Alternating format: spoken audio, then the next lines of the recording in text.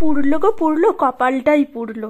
না না, বিয়ে করে কপাল পুড়েনি, কপালটা পুড়েছে হেয়ার স্টাইল করতে গিয়ে। এখন বাজে ঘড়িতে 3:30, আর আমি চলে এসেছি ব্রাইডের বাড়িতে। আজকের আমার লোকেশন ছিল মাকড়দাও। এসেই আমি আমার কাজ শুরু করে দিলাম। ব্রাইড এখন খেতে গেছে, তাই বসে না থেকে আমি ফুলগুলো গোছাতে শুরু করলাম। আর দেখো কি দারুণ ফুলগুলো এনেছে, অ্যারেঞ্জ করেছে দারুণ দারুণ ফুল। আমি সময় নষ্ট না করে একদম এগুলো গোছাতে শুরু করে দিলাম। আর গোছাতে গোছাতে এটাই ভাবছিলাম যে কখন আমার ব্রাইড আসবে আর আমি কখন সাজাবো। খুব টেনশানেও ছিলাম যে এতটা একটা ছটপটে মেয়েকে সাজাতে গিয়ে আমার কি হালটাই না হবে। আর বরমশাই দেখে না, এটা হচ্ছে আজকের গ্রুম আর কি, মানে বর। বয়সটা একবার দেখে নাও, তো লজ্জা করে না এই বয়সে বিয়ে করতে, করে না তো? আর ঠিক আছে, এবার আমি বউকে দেখাই। বউটাও ছোটখাটোই, দেখতে পাচ্ছ বউটা কিরকম একদম ছটপটে। এটা হচ্ছে আমার চুলবুলি ব্রাইড, দেখতে পাবে, দেখে নাও। এর নাম চুলবুলি ব্রাইড হবে। আচ্ছা বলো, তুমি আজকে কিরকম লুক চাইছো বলো? এর আগে তো অনেক কিছু বলেছো, কি কি চাই না চাই সেটা বলো, এখানে বলতে হবে তো। হ্যাঁ বলো। ও বলেছে যে ওর মুখে যেন সাদা না লাগে। কথা শুনে আমি আমার মেকআপটা শুরু করব।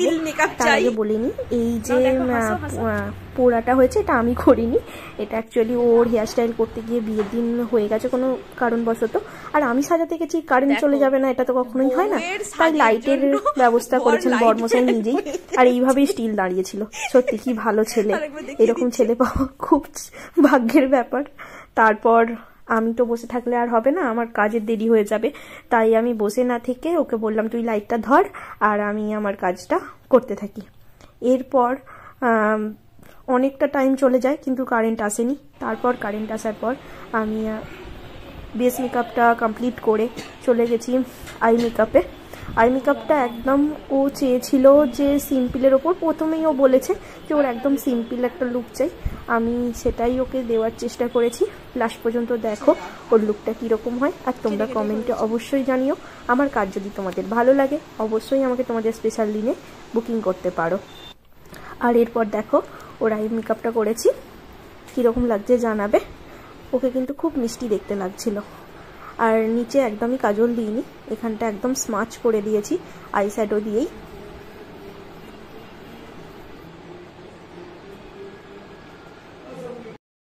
আর এটা হচ্ছে ওর ফাইনাল লুক। ওকে এবার সিঁদুরটা পরিয়ে দিলেই আমার লুকটা কমপ্লিট হয়ে যাবে।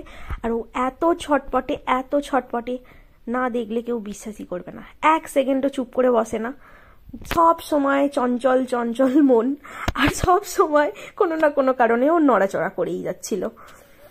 যাই হোক, ওকে দেখে তো সবাই খুব ভালো বলেছে, আমারও লুকটা খুব নিজের পার্সোনালি পছন্দ হয়েছে। দেখে নাও ফাইনাল লুক এটা, আর তোমরা জানাবে কিরকম লাগলো। রনো বল কেমন লাগছে? ভালো লাগছে, পছন্দ হয়েছে? ওইভাবে রিভিউ কেউ দেয় না। তোর সত্যি কি বউকে দেখে ভালো লাগছে না? হ্যাঁ ভালো লাগছে। জোরে বল। আর আমার তো মনে হচ্ছিল যেন আমি ওর থেকে জোর করেই। হ্যাঁ ঠিকই তো। যাই হোক, এবার তোমাকে জিজ্ঞাসা করি তোমার কিরকম লাগলো বল। পছন্দ হয়েছে? তুমি যেমন চেয়েছিলে তো হয়েছে, একদম মনের মতো হয়েছে।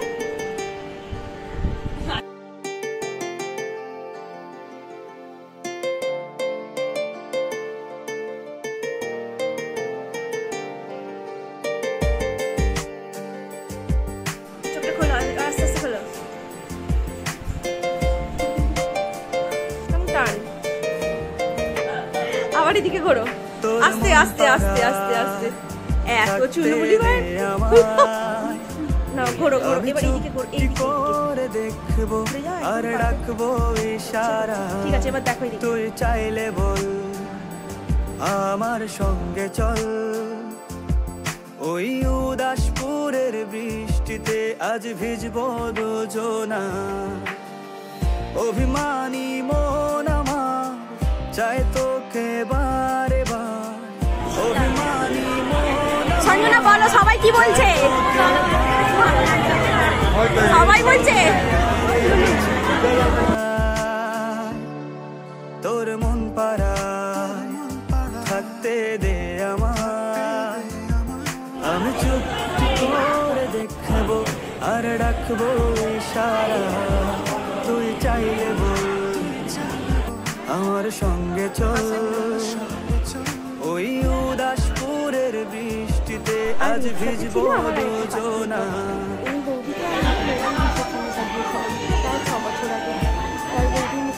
বৌদি কেমন লাগলো বলো?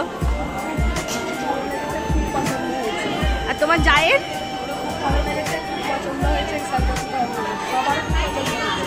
তোমার আমি রিসেপশনেও সাজিয়েছিলাম, মনে আছে? 5 বছর আগে, আর এক সেম শাড়িতে, শুধু লুক চেঞ্জ।